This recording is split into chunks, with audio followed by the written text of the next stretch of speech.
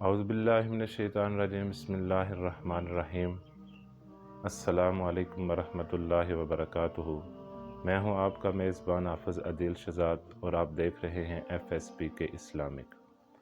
آج میں آپ کے سامنے بنی اسرائیل کے 3 اشخاص کا ذکر کروں گا۔ اگر آپ کو ویڈیو پسند آئے تو ویڈیو کو لائک کریں اور چینل کو سبسکرائب کریں۔ بنی اسرائیل میں 3 اشخاص تھے۔ ایک شخص برس کی بیماری میں مبتلا تھا، دوسرا شخص گنجا تھا اور تیسرا شخص آنکھوں سے محروم تھا۔ حدیث مبارکہ میں آتا ہے کہ اللہ رب العزت نے ان تینوں کو آزمانے کا فیصلہ کیا اور فرشتے کو انسانی شکل میں ان کے پاس بھیجا۔ فرشتہ سب سے پہلے برس زدہ آدمی کے پاس پہنچا اور اس سے کہا کہ تیری کوئی خواہش ہے، کوئی تمنا ہے؟ تو اس نے کہا ہاں، لوگ مجھ سے نفرت کرتے ہیں کیونکہ مجھے جلد کی بیماری ہے، میں برس میں مبتلا ہوں۔ فرشتے نے ہاتھ پھیرا تو وہ تندرست ہو گیا۔ اللہ رب العزت نے اسے خوبصورت جسم عطا فرمایا۔ فرشتے نے برس زدہ آدمی سے کہا کہ تجھے کون سا مال محبوب ہے؟ اس نے کہا کہ مجھے اونٹ پسند ہے۔ فرشتے نے اسے ایک اونٹنی دی جو کہ حاملہ تھی اور دعا کی کہ اللہ رب العزت تجھے اس مال میں برکت عطا فرمائے۔ اللہ رب العزت نے اس کے مال میں برکت عطا فرمائی اور پوری وادی اونٹنیوں سے بھر گئی۔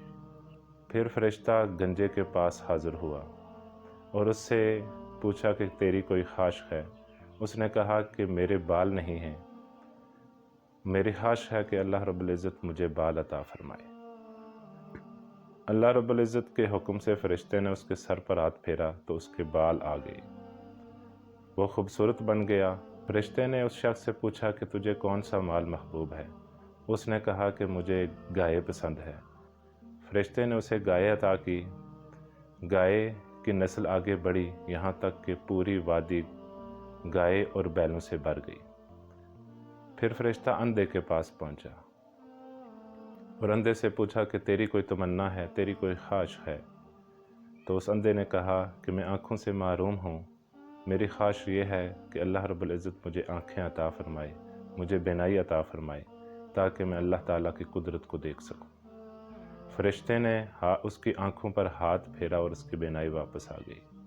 فرشتے نے اس سے پوچھا کہ تجھے کون سا مال محبوب ہے؟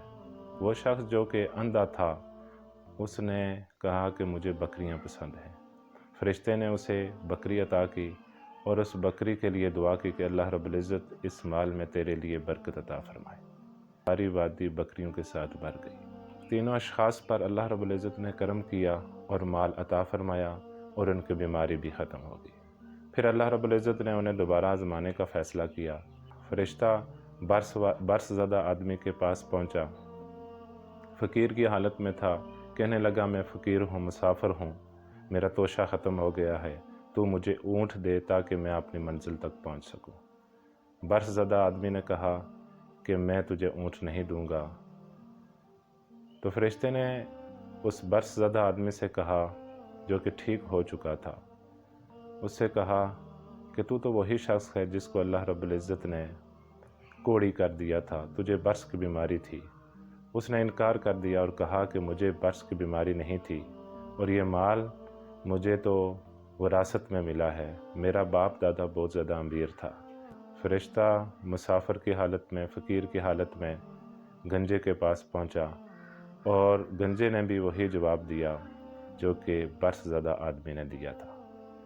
پھر فرشتہ اس شخص کے پاس پہنچا جو کہ اندھا تھا۔ اندھے سے عرض کی کہ میں مسافر ہوں، اللہ رب العزت کے مال میں سے مجھ کو عطا کرو۔ تو وہ شخص جو کہ اندھا تھا اور ٹھیک ہو چکا تھا اس نے کہا کہ یہ مال سارا اللہ تعالیٰ کا ہے، اس میں سے جو تو چاہے وہ لے لے اور جو چاہے تو چھوڑ دے۔